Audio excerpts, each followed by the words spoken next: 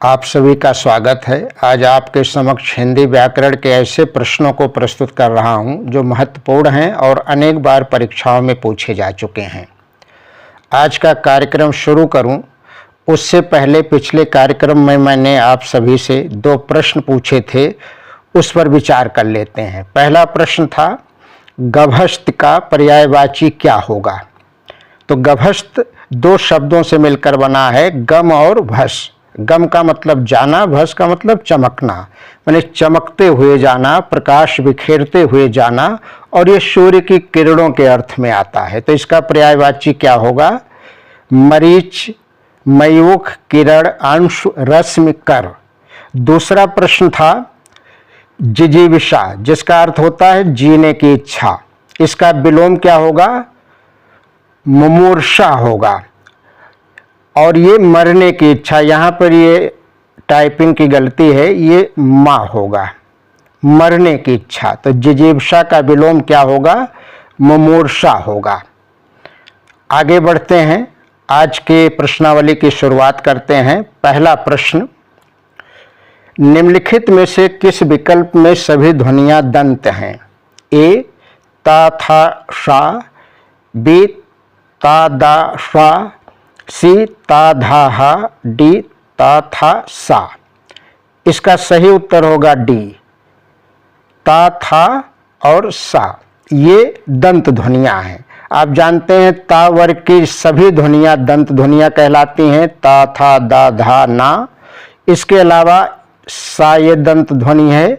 तो इसका सही उत्तर क्या होगा? डी। आगे बढ़ते हैं, अगला प्रश्न,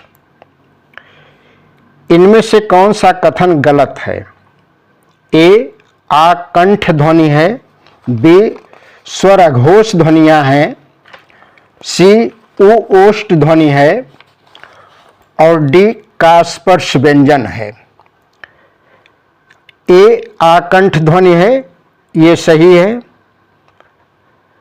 बी स्वर अघोष ध्वनियां हैं, ये गलत है, क्योंकि सभी स्वर घोष होते हैं। सी उ ओष्ठ ध्वनि है, ये भी सही है। डी का स्पर्श व्यंजन है, ये भी सही है।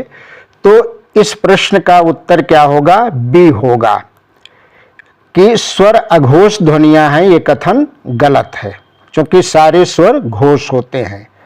आगे बढ़ते हैं, अगला प्रश्न, समास की दृष्टि से कौन सा पद शेष से भिन्न है? ए भाषा शिक्षण, बी अर्थ ग्रहण, सी युग चेतना, और डी दिन प्रतिदिन। इसमें देखिए, इसका समास विग्रह आप करिएगा, भाषा का शिक्षण। भाषा शिक्षण क्या हो जाएगा? भाषा का शिक्षण। यहाँ का जो है, ये जो कारक चिन्ह का लोप हुआ है, ये लग जाएगा। अर्थ ग्रहण, अर्थ का ग्रहण, या यहाँ पर भी ये तत्पुरुष हैं दोनों। और युग चेतना, युग की चेतना। तो ये तीन जो हैं, ये कौन से समास हैं? तत्पुरुष समास हैं। दिन प्रतिदिन का अगर हम विग्रह करें, इसका मतलब प्रत्येक दिन। क्या होगा? प्रत्येक दिन।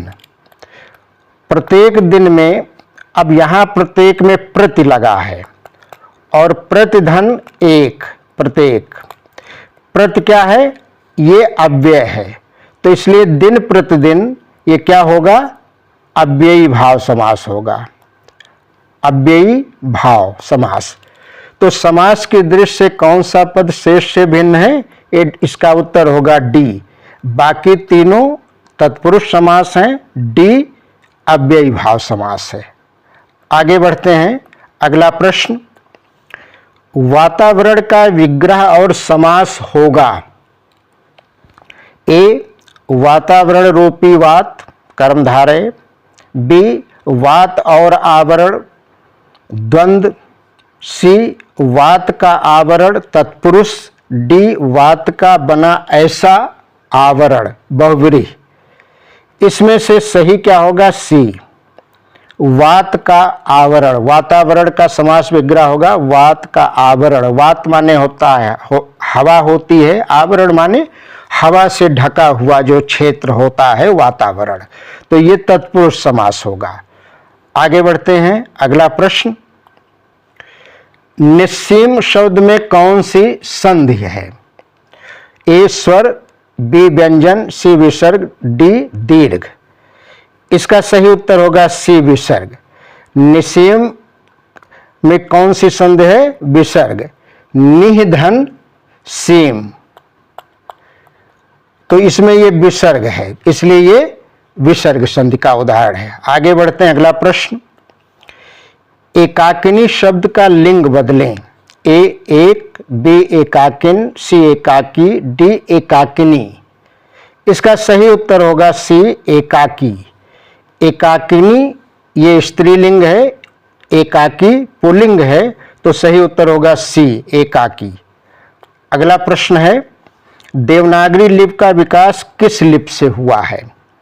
ए शारदा लिपि, बी चित्रलिपि, सी ब्राह्मी लिपि, डी खरोष्ठी। चित्रलिपि में यहाँ वर्तनी की अशुद्धि है, ये सिर्फ त्रा होगा, ये मात्रा का नहीं होगा, चित्रलिपि। तो देवनागरी लिपि का विकास किससे हुआ है? सही उत्तर है ब्राह्मी। ब्राह्मी लिपि से देवनागरी लिपि का विकास हुआ है, और ब्राह्मी लिपि प्राकृत भाषा की लिपि थी प्राचीन समय में।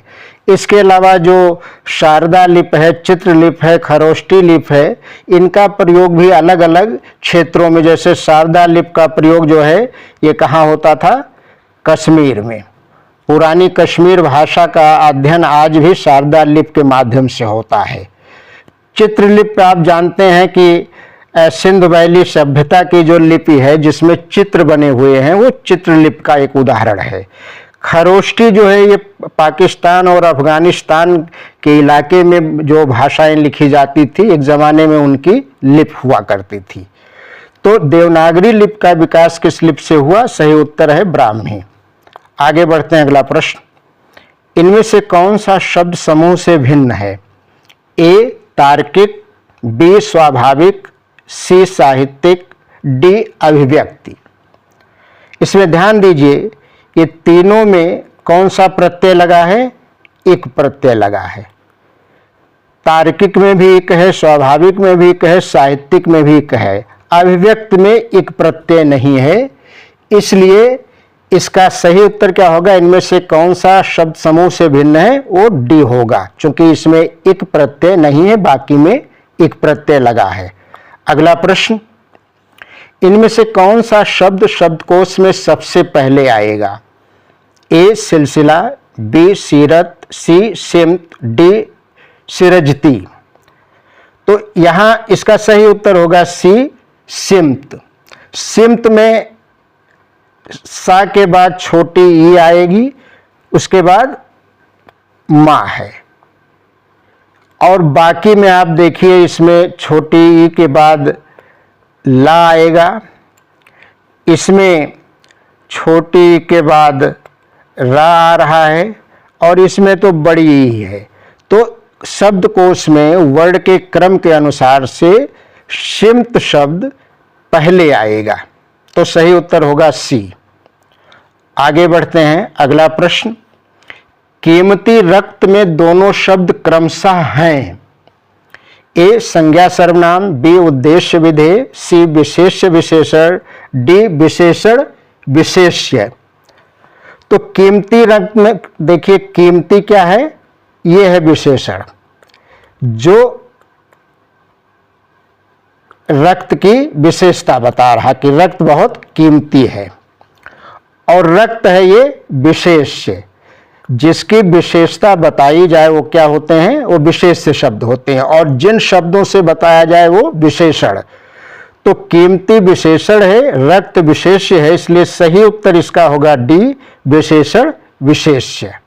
अगला प्रश्न है, व्याकरण की दृष्टि से इंद्रधनुषी शब्द है।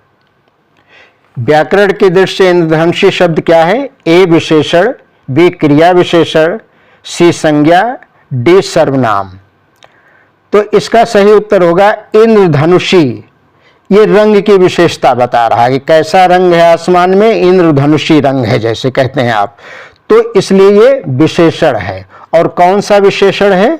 अगर और इसको भेद करिए तो ये गुणवाचक विशेषक, ये बता रहा है रंग के गुण के बारे में, तो गुणवाचक विशेषण इसको आप कह सकते हैं। आगे बढ़ते हैं, अगला प्रश्न। सी पुनः धन आवृत, डी पुनः धन आवृत। तो इसका सही उत्तर होगा पुनः धन आवृत, डी, ये इसका सही उत्तर होगा। और ये कौन सी संधि है? ये विसर्ग संधि है। अगला प्रश्न, पीयूष का विलोम शब्द है, ए अमृत, बी विष, सी क्षीर, डी नीर।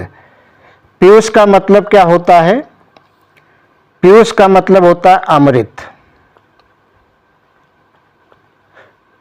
तो इसका विलोम क्या होगा? विष होगा, इसलिए इस प्रश्न का सही उत्तर होगा पीयूष का विलोम विष होगा। आगे बढ़ते हैं, अगला प्रश्न। विलक्षण का पर्याय है, ए अनोखा, बी साधारण, सी अपरिचित, डी नगण्य। तो विलक्षण का आप सभी जानते हैं इसका विलोम होगा ए अनोखा। अगला प्रश्न, इनमें शुद्ध शब्द है, ए शुश्रूषा, बी शुश्रूषा, सी शुश्रूषा, डी शुश्रूषा। इस प्रश्न का सही उत्तर होगा ये डी, ये सही शब्द है। क्या है? शुश्रूषा। इसका मतलब क्या होता है? किसी की देखभाल करना, किसी का ख्याल रखना, किसी की देखभाल करना।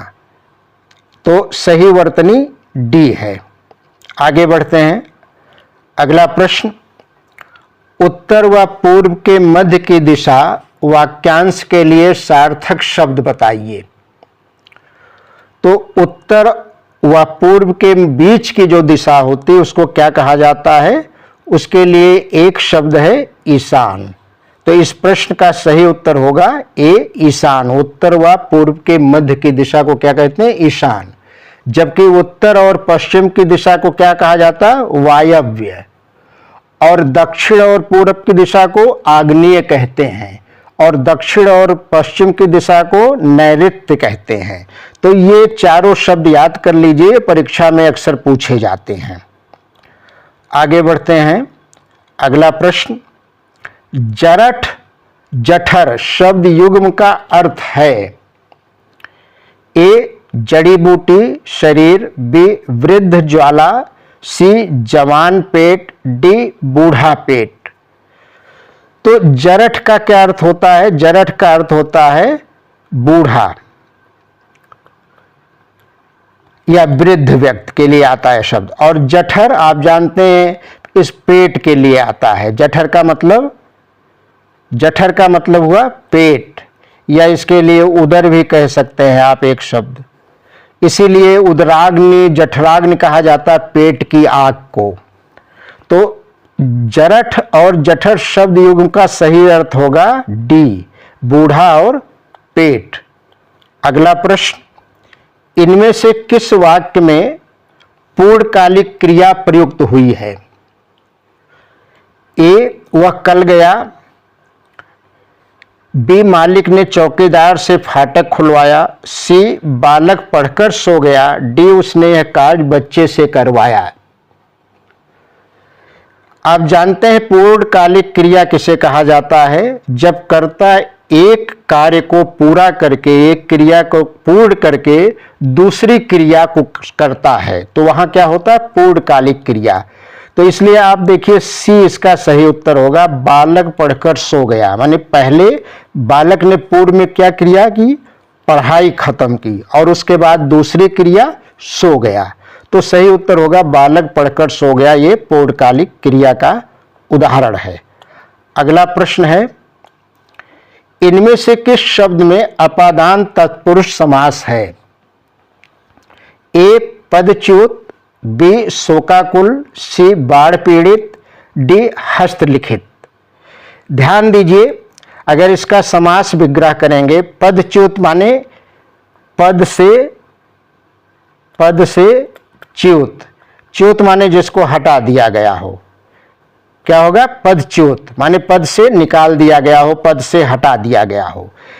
इन सब में भी से आता है। शोकाकुल माने शोक से दुखी, बाढ़ पीड़ित बाढ़ से पीड़ित, हस्तलिखित हाथ से लिखित।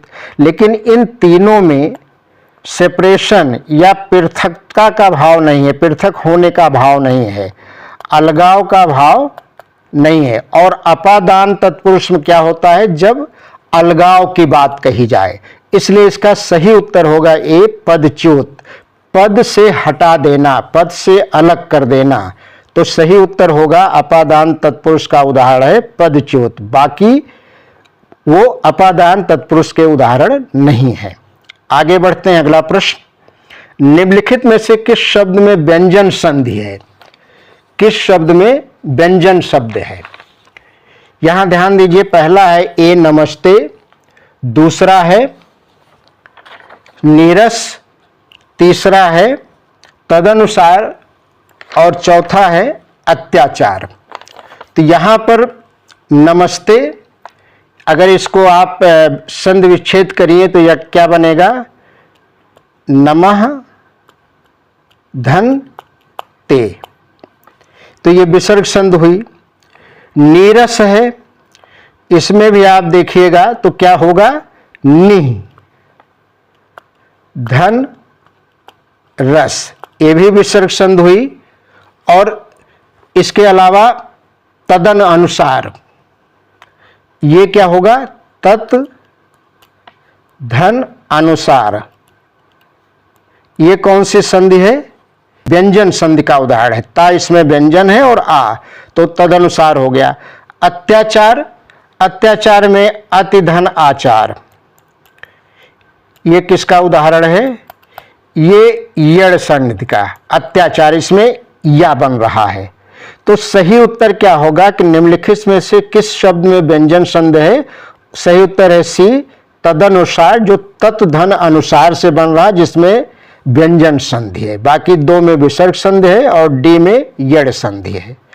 आगे बढ़ते हैं, अगला प्रश्न, किस शब्द में दो प्रत्ययों का प्रयोग नहीं हुआ है? यह महत्वपूर्ण प्रश्न है। ए व्यावहारिकता, बी उपदेशात्मकता, सी सामाजिकता, डी सहजता। तो इसमें देखिए, ए में दो प्रत्यय का प्रयोग हुआ है। कौन कौन से? व्यवहार, और इसमें एक है और ता है, व्यवहारिकता। उपदेशात्मकता में भी दो प्रत्यय हैं, एक तो आत्मक है और ता है।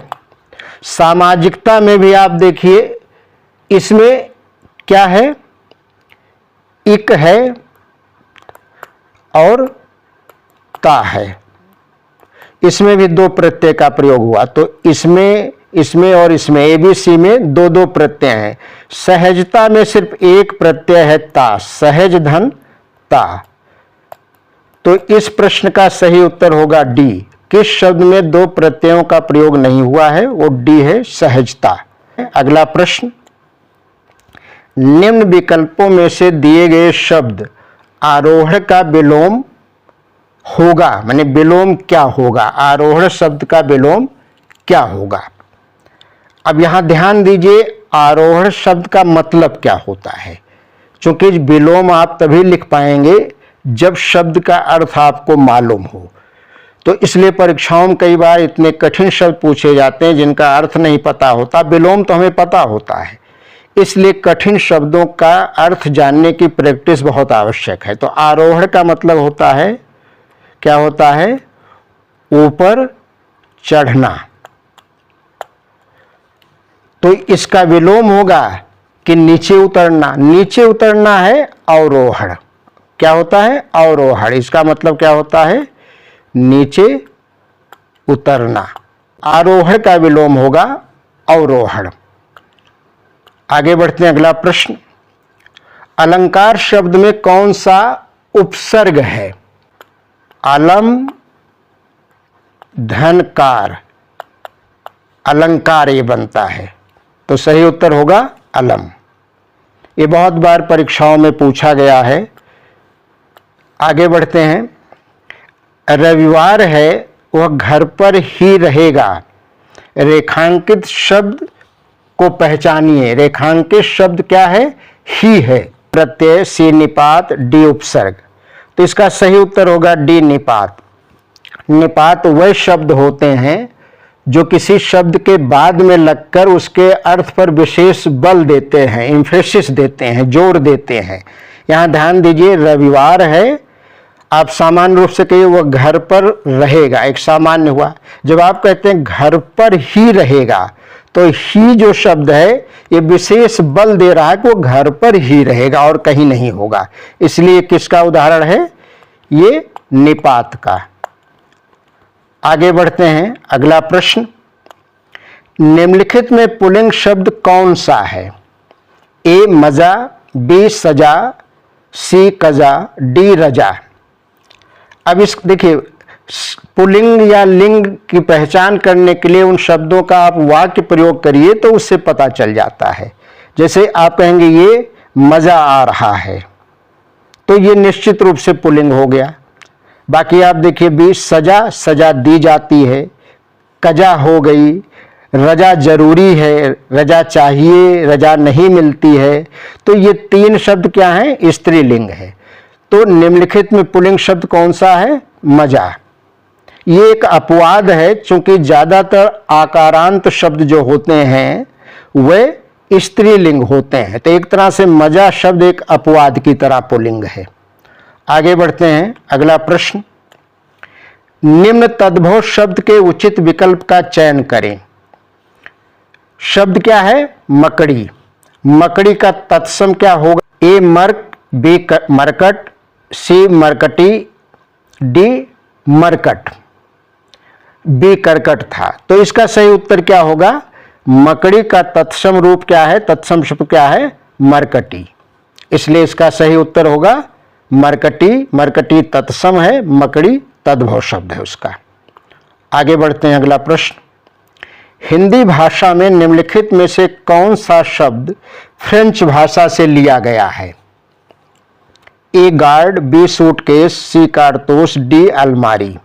तो ध्यान दीजिए, ए गार्ड और बी सूटकेस ये दोनों तो अंग्रेजी भाषा से आए हैं। किससे आए? आज भी इनका प्रयोग होता है, अंग्रेजी। और जो ये अलमारी है ये कौन सा शब्द है? कहां से लिया गया है? पुर्तगाली भाषा का शब्द है। पुर्तगाली भाषा का ये शब्द है।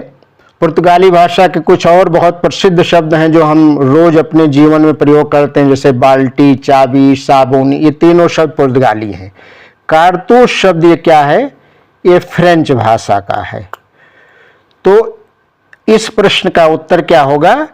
कारतूस। ये फ्रेंच भाषा का शब्द है। आगे बढ़ते हैं। अगला प्रश्न, लड़कों में लड़का, बूढ़ों में बूढ़ा। इस मुहावरे का अर्थ बताइए।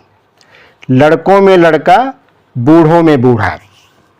ए कुशल खिलाड़ी होना, बी बहुरूपिया होना, सी सभी के साथ खेलना, डी सर्वप्रिय होना। तो लड़कों में लड़का, बूढ़ों में बूढ़ा, माने आप लड़कों के बीच लड़का बन जाइए और बूढ़ों के बीच बूढ़ा, मतलब सबके साथ घुल मिल जाइए। तो इसलिए इसका सही अर्थ क्या होगा? सर्वप्रिय होना, सबका प्रिय होना, सबके बीच सामंजस्य बैठा लेना, सबके साथ व्यवहार बना लेना। आगे बढ़ते हैं। अगला प्रश्न है, निस्दिन बरसत नयन हमारे, इस पंक्ति में किस रस का वर्णन है? ए वीर रस, बी भयानक रस, सी वात्सल्य रस, डी श्रृंगार रस। तो आप देखिए, निस्दिन बरसत नयन हमारे, मतलब ये सूरदास के पद की पंक्ति है जिसमें गोपिकाएं कह रही हैं उद्धव से कि रात दिन कृष्ण के वियोग में हमारी आंखें आंसू बरसाती रहती हैं। तो एक तरह से ये वीर रस का तो नहीं है, भयानक रस भी इसमें नहीं है, वात्सल्य, यहाँ बच्चों के प्रति कोई प्रेम नहीं, ये श्रृंगार रस का उदाहरण है। और श्रृंगार रस में आप जानते हैं इसके दो भेद होते हैं, एक संयोग और दूसरा वियोग। तो ये किसका उदाहरण है? श्रृंगार में वियोग रस का, जहां गोपिकाएं कृष्ण से अलग हैं और उद्धव से अपने दुख के बारे में वो वर्णन कर रही हैं। अगला प्रश्न, आगे बढ़ते हैं। जिह्वा के आधार पर स्वर कितने प्रकार के होते हैं? ए 2, बी 3, सी 4, डी 6। इसका सही उत्तर होगा बी 3। जिह्वा के आधार पर था, जिन स्वरों के उच्चारण में जिह्वा का प्रयोग होता और उसके आधार पर स्वर कितने प्रकार के होते हैं? 3 प्रकार के। पहला क्या है? अग्र स्वर है। इसमें अग्र स्वर में 4 स्वर आते हैं, ई, ए और ऐ। ये 4 हो गए। मध्य स्वर में क्या आता है? सिर्फ 1 स्वर आता है। ये कई बार परीक्षाओं में पूछा जाता है, आ।